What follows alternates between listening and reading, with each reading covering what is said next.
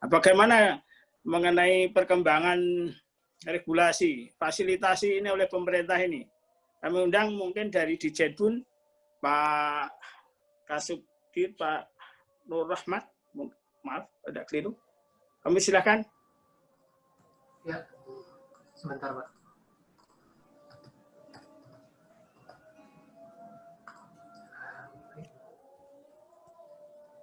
Silakan Pak Nurmansyah. Ya. Maaf Pak Nurmansyah. Ya, Ya. Izin Pak Purwadi, Pak Rektor Stiper. Suaranya agak dikeraskan sedikit Pak. Baik, apakah sudah terdengar Pak sekarang? Sudah terdengar Pak? Sudah Pak, tapi kurang ini ya. Kurang keras. Kurang keras Pak. Oke Pak Nur, mungkin bisa agak dibesarkan volumenya atau agak berdekat. Ya. Sudah terdengar Pak? Ya lumayan Pak. Sudah. Tapi kalau bisa lebih keras lagi lebih bagus. Baik. Coba. Saya coba pakai headset ya Pak. Apakah sudah terdengar Pak? Izin, apakah sudah terdengar Pak Purwadi? Ya. Udah. Ya Pak.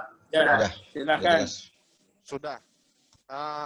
Izin Pak, mungkin saya suaranya kurang keras dibanding dengan Bang Gulat Pak, karena mungkin saya bukan dari Sumatera Utara ini Pak, suaranya jauh lebih lembut Pak. Assalamualaikum warahmatullahi wabarakatuh, selamat siang, salam sehat, salam sejahtera untuk kita semua. Pertama-tama saya ingin menyapa dulu Pak yang saya hormati Pak Sujai Kartasamnita, Bu Delima Azhari dari GPPI. Lalu kemudian ada Pak Derom Bangun dari DMSI, Pak Rusman Heriawan, Pak Joko Supriyono dari GAPKI, lalu kemudian juga ada Pak Ketua Umum Akmasindo, Pak Gulat Manurung, Pak. Selamat siang.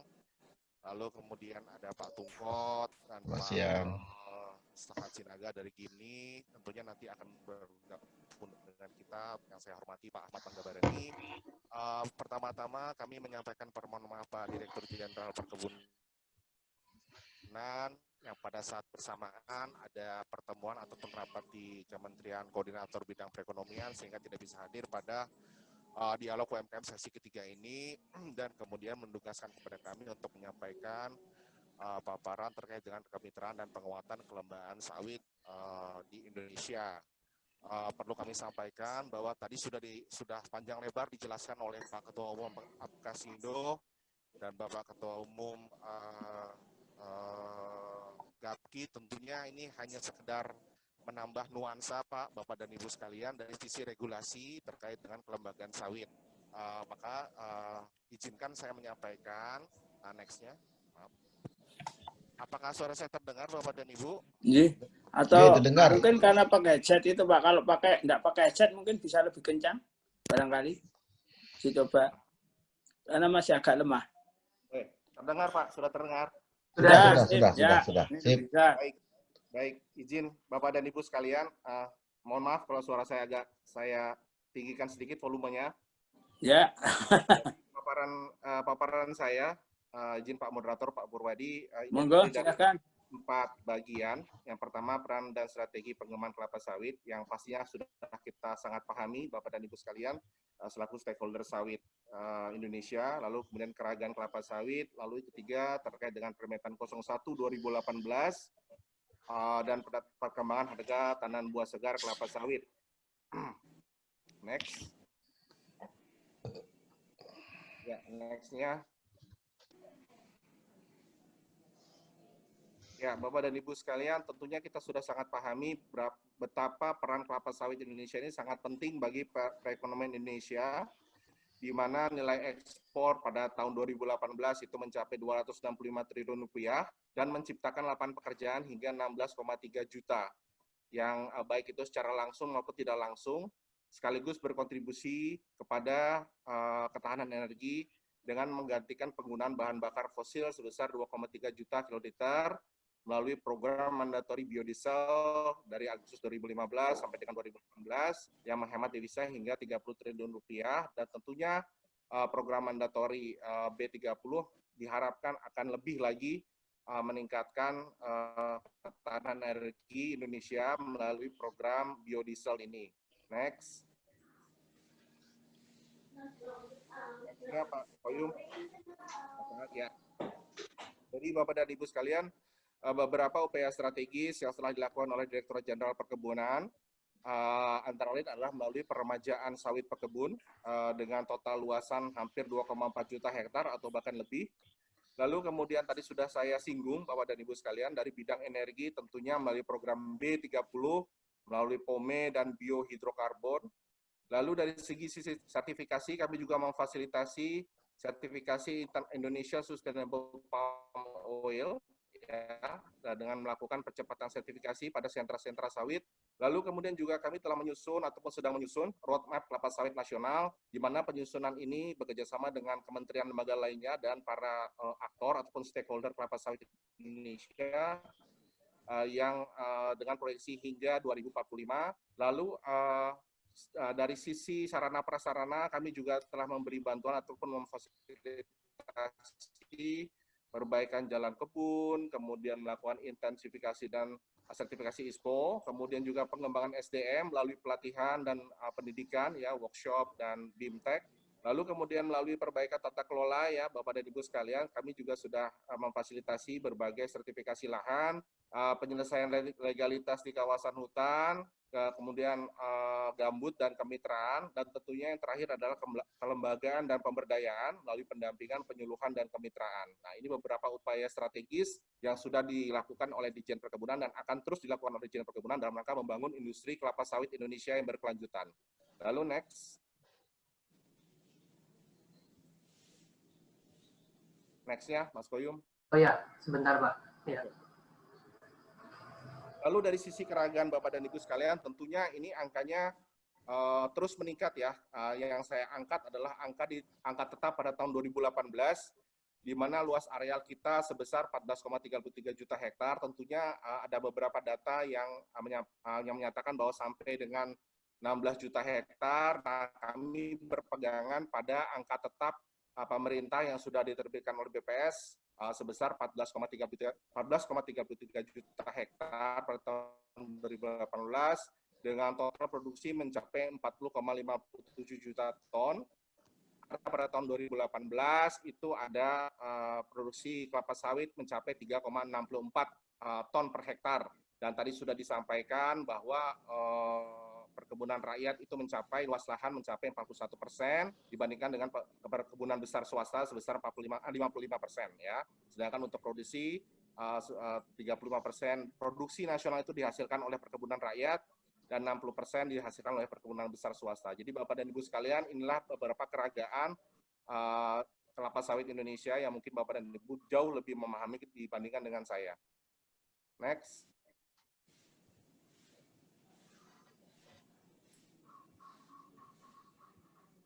Ya, ini sekedar ilustrasi saja Bapak dan Ibu. Perkembangan year on year dalam 6 bulan pertama antara 2019 dan 2020 yang sudah kami coba hitungkan, di mana terdapat penurunan volume ekspor akibat adanya pandemi COVID 2019 pada periode Januari-Juni 2019 dari Januari-Juni 2020 dibandingkan dengan Januari-Juni 2019. Namun yang lebih menggembirakan lagi adalah adanya kenaikan nilai, Bapak dan Ibu sekalian, untuk kelapa sawit secara total ya, tidak hanya dari CPO saja. Kenaikannya sebesar 11%, bisa dilihat dalam tabel di sini. Pada Januari-Juni 2020 nilai itu bisa mencapai 8 miliar US dollar ya, dibandingkan pada periode Januari-Juni 2019. Dari sisi volume mengalami penurunan, namun dari sisi nilai mengalami kenaikan. Next-nya, Mas. Ya, next, Mas Koyum. Ya. Dan ini kontribusi volume dan nilai ekspor Komoditas Perkebunan, di mana sebagaimana yang Bapak dan Ibu sudah ketahui bahwa Ditjen Perkebunan telah meluncurkan program yang kita namakan Gerasida atau Gerakan Peningkatan Produksi nilai tambah dan daya saing untuk beberapa komoditas perkebunan ya, antara lain adalah kelapa, karet, kelapa sawit, kopi, teh, lada, tembakau, kakao, cengkeh, vanili, pala dan lain sebagainya seperti yang ya bisa dilihat pada screen, di mana pada Januari-Juni 2020 ekspor ya, volume dan nilai ekspor komoditas perkebunan itu jelas-jelas didominasi oleh kelapa sawit sebesar 68% dibandingkan dengan komoditas-komoditas grasida lainnya. Next.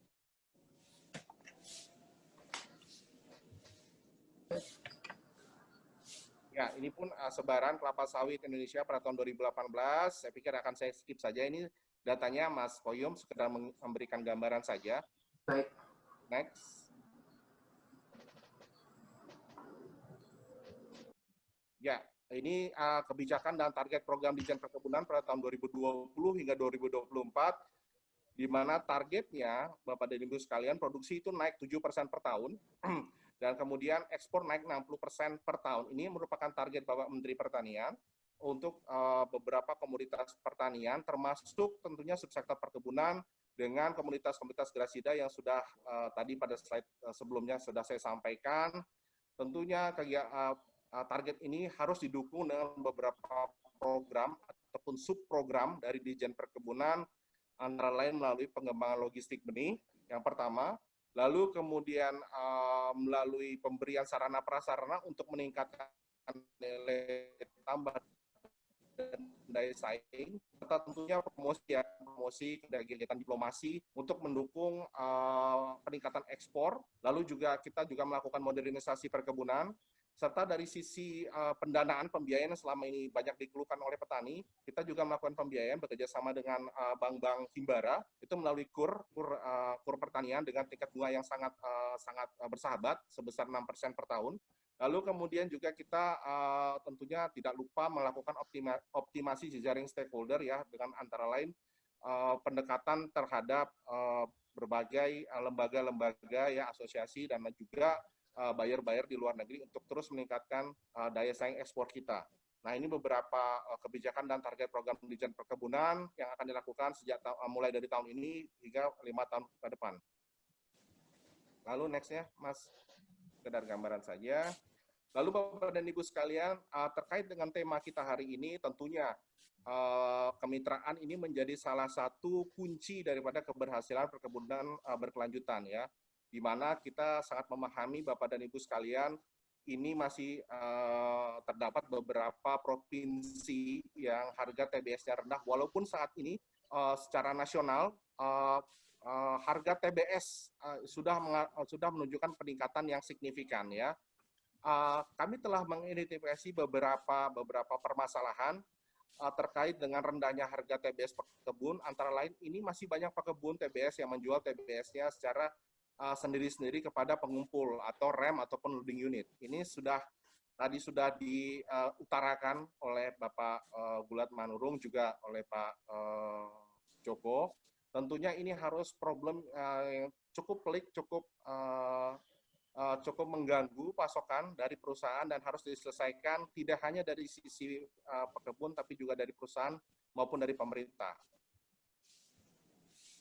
Lalu kemudian yang kedua, banyaknya swadaya masuk ke kawasan hutan. Lalu yang ketiga adalah mutu hasil panen TBS tidak sesuai dengan persyaratan, ini juga PR yang harus kita selesaikan. Lalu kemudian ada lokasi kebun jauh dari jalan utama, dan tentunya lemahnya kelembagaan pekebun. Nah, ini yang sudah tadi di-highlight, digarisbawahi oleh dua pembicara terlebih dahulu, bahwa masih lemahnya kelembagaan pekebun sawit menjadi salah satu problematika kemitraan yang saat ini dihadapi oleh stakeholder sawit itu sendiri. Lalu kemudian yang keenam adalah masih banyaknya pabrik kelapa sawit yang sudah melebihi kapasitas olah, dan tentunya menjadi PR kita bersama adalah lemahnya pengawasan dari tim penetapan harga di tingkat provinsi, yang dalam hal ini merupakan bagian ataupun tanggung jawab dari dinas terkait pada provinsi sentra sawit itu. Next. Ya, Permentan 01/2018 ini adalah permentan yang merupakan permentan pembaharuan untuk penghitungan harga TBS. Namun ini akan saya skip saja karena memang kita sekarang fokusnya adalah kemitraan ya. Jadi memang ini ada beberapa item yang pembaharuan yang kita masukkan dalam Permentan 01 yang antara lain adalah pemanfaatan produk sampingan juga perlu diperhitungkan seperti cangkang dan lain sebagainya. Kemudian rendemen minyak sawit dan inti sawit juga ditetapkan dari jenis tenera. Kemudian memasukkan unsur BOTL dan menyempurnakan perhitungan indeks K, serta penyempurnaan rumus harga TBS. Ini sudah kami sampaikan dalam beberapa kesempatan, dan tentunya nanti jika ada yang memerlukan bahannya dapat di-share oleh panitia. Untuk ya, next. Ya. Lalu Bapak dan Ibu sekalian, dalam Permentan 01 sesuai dengan tema kita hari ini, Permentan 01 ini juga memasukkan definisi pekebun dan kemitraan dalam peraturan sehingga lebih bisa dipahami oleh semua pihak. Jadi memang Permentan 01 ini intinya adalah kemitraan Bapak dan Ibu sekalian bagi perusahaan ataupun bagi petani sawit yang ingin mendapatkan harga sesuai dengan harga penetapan tim TBS di provinsi masing-masing, maka petani harus bermitra dengan pabrik kelapa sawit. Tentunya kelembagaan petani harus bermitra dengan pabrik kelapa sawit ya. Dan Permentan 01 ini juga ditujukan untuk semua pekebun yang melakukan kemitraan dengan pabrik kelapa sawit. Jadi saya ingin meluruskan sedikit bahwa Permentan 01 selama ini dipertanyakan hanya untuk plasma. Tidak Bapak dan Ibu sekalian, Permentan 01 juga bisa digunakan oleh petani swadaya ya. Tentunya dengan perjanjian kerjasama dan bermitra dengan pabrik kelapa sawit. Ya, dengan adanya perjanjian kerjasama tersebut, maka petani swadaya bisa mendapatkan harga sesuai dengan harga penetapan tim TBS di masing-masing provinsi. Ya, jadi memang tadi sudah saya sampaikan adanya unsur BOTL, kemudian juga penyempurnaan rumus dan keterangan harga pembelian TBS. Jadi Permentan 01 ini intinya adalah kemitraan. Next-nya, Mas.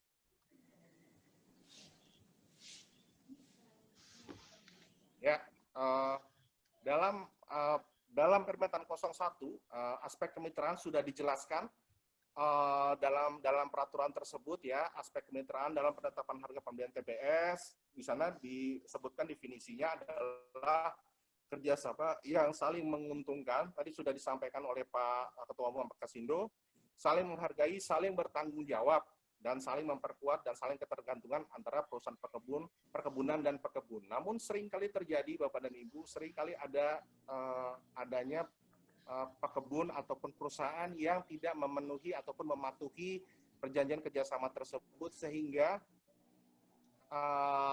ada pihak yang dirugikan dalam kemitraan ini ya. Secara regulasi kemitraan ini sudah diatur dengan rohnya, yaitu saling menguntungkan dan saling menghargai serta saling bertanggung jawab ya. Lalu kelembagaan pekebun itu sendiri ada definisinya dalam Permentan 01, yaitu lembaga yang dikembangkan dari dan oleh pekebun untuk memperkuat dan memperjuangkan harga kepentingan pekebun itu sendiri. Jadi memang ini definisinya sudah dimasukkan dalam Permentan 01 dan menjawab apa yang sudah kita bicarakan, diskusikan dari siang hari tadi. Next ya Mas. Ya, ini kami juga sudah menyusun ya petunjuk teknis Peraturan Menteri Pertanian nomor 1 tahun 2018 tentang pedoman penetapan harga pembelian. Nanti kalau ingin kopinya bisa kami berikan Mas Koyum kepada teman-teman yang ingin mempunyai. Lalu next.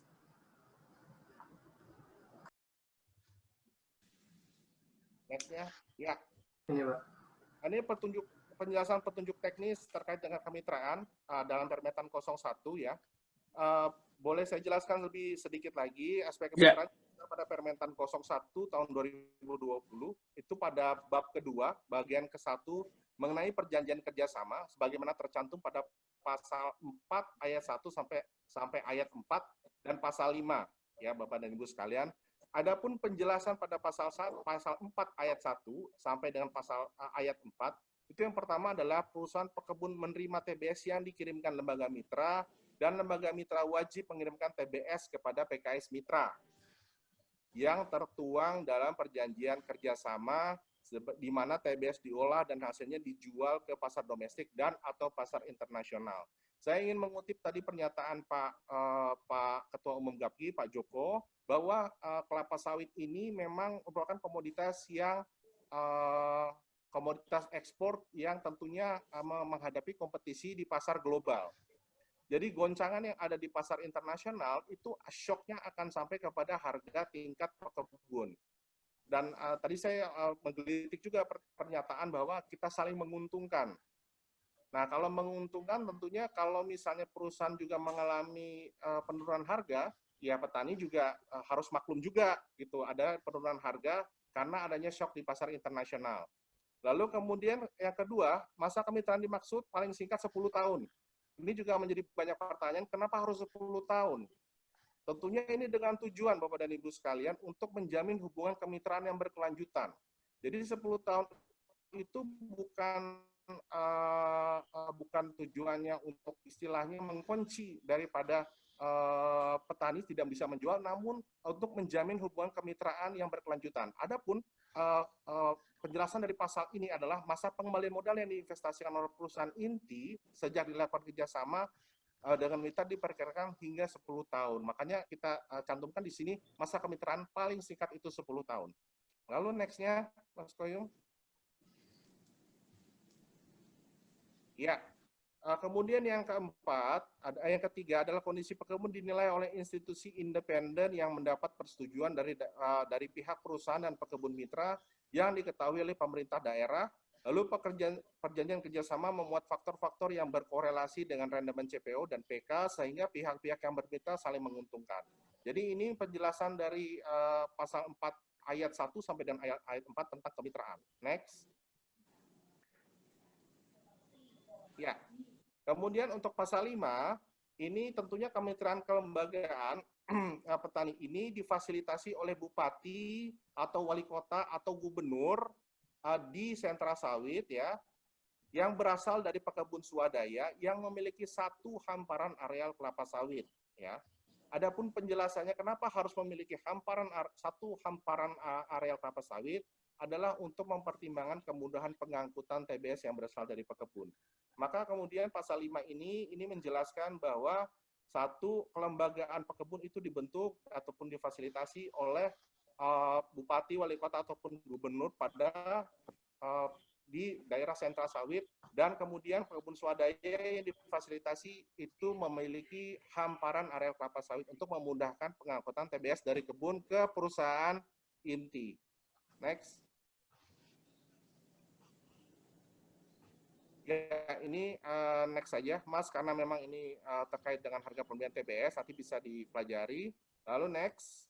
Ya, ini perhitungan indeks ataupun kompensasi yang diterima oleh petani ya, ini sudah memperhitungkan harga dan penjualan dan palm kernel, kemudian memperhitungkan biaya pengolahan, biaya pemasaran, dan biaya pengangkutan ke pelabuhan, serta biaya penyusutan pabrik, serta biaya operasional tidak langsung atau BOTL ya.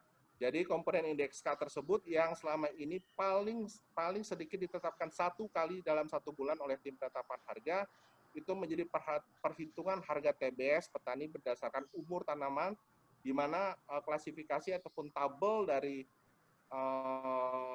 indeks K itu sudah terlampir dalam Permentan 01 tahun 2018 tersebut. Next.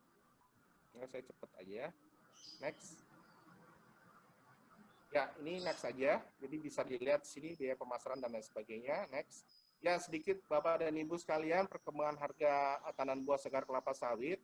Next. Untuk melihat bagaimana perkembangannya. Jadi Bapak dan Ibu sekalian bisa dilihat di sini bahwa pergerakan harga ini menunjukkan pergerakan yang cukup fluktuatif ya, mulai dari Mei 2019 sampai Juni 2020. Di mana bisa dilihat puncak dari harga CPO internasional itu pada Januari 2020 dan kemudian tertransmisikan ke harga kernel dan harga CPO, di mana bisa dilihat puncak dari harga CPO dan kernel berada pada Januari 2020. Lalu kemudian harga mengalami penurunan hingga ke rata pada bulan Juni 2020 sebesar 6.713. Dan kemudian yang mengakibatkan harga rata sawit nasional ini juga turun. Bapak dan Ibu sekalian, CPO pada harga Rp1.355 per kilogram. Next-nya. Ya. Dan ini merupakan harga perkembangan harga TBS usia 10-20 tahun yang kita anggap sebagai usia paling bagus untuk kelapa sawit ya pada bulan Juli 2020, di mana secara nasional rata harga CPO mengalami kenaikan. Tadi sudah kita lihat pada bulan Juni rata harga nasional adalah Rp1.355, naik lagi menjadi Rp1.415 per kilogram pada bulan Juli 2020.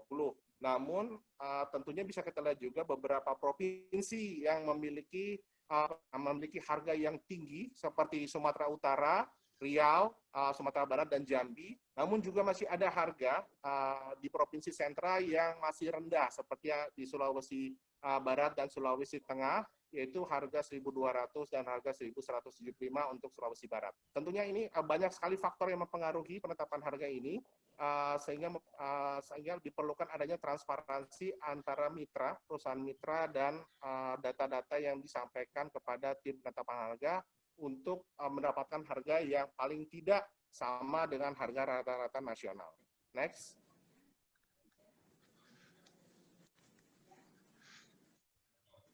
Ya, jadi ini Bapak dan Ibu sekalian beberapa daerah yang sudah menindaklanjuti Permentan 01 2018, antara lain adalah Provinsi Sumatera Utara, Provinsi Kalimantan Barat, Provinsi Bangka Belitung, kemudian Provinsi Bengkulu, Provinsi Kalimantan Selatan, dan Provinsi Sumatera Selatan. Jadi Bapak dan Ibu sekalian, para peserta dari Apkasindo, ataupun Samade, ataupun peserta-peserta yang lain, mungkin dapat disampaikan kepada dinas terkait yang ada di Provinsi Sentra untuk dapat mempercepat penyusunan pergubnya atau peraturan gubernurnya terkait dengan tindak lanjut dari Permentan 01 2018 ini. Sehingga dapat memfasilitasi keinginan dari petani swadaya ya, ataupun yang mau bermitra dengan pabrik kelapa sawit. Next.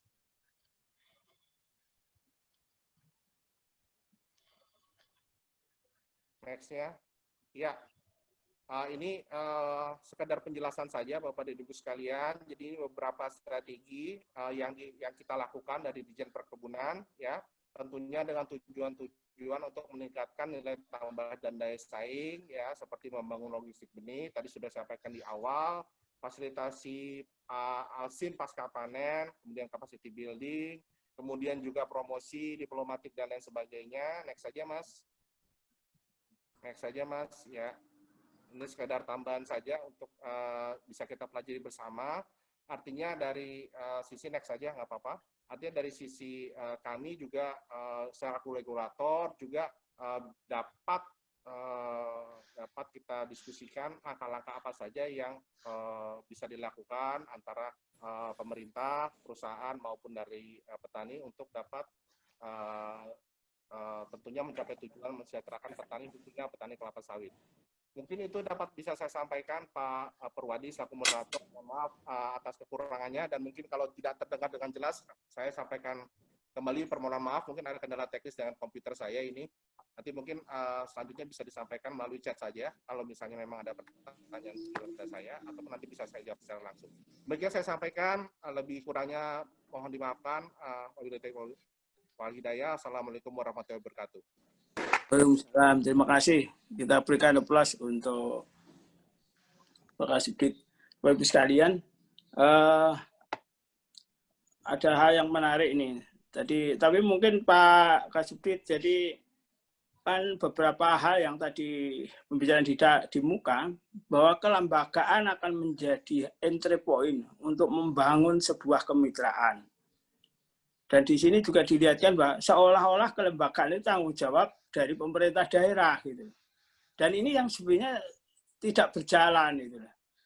Apakah bagaimana mungkin intervensi atau upaya pemerintah Dirjen Bun mungkin bisa minta fasilitasi BPDPKS kaitannya dengan bagaimana bisa membangun kelembagaan yang bagus, karena itu menjadi entry point-nya. Karena maaf saja, Permentan itu menjadi nomor satu, menjadi tidak efektif. Manakala memang model kemitraannya tidak jalan, dan model kemitraan tidak jalan karena kelembagaan. Jadi kelembagaan itu.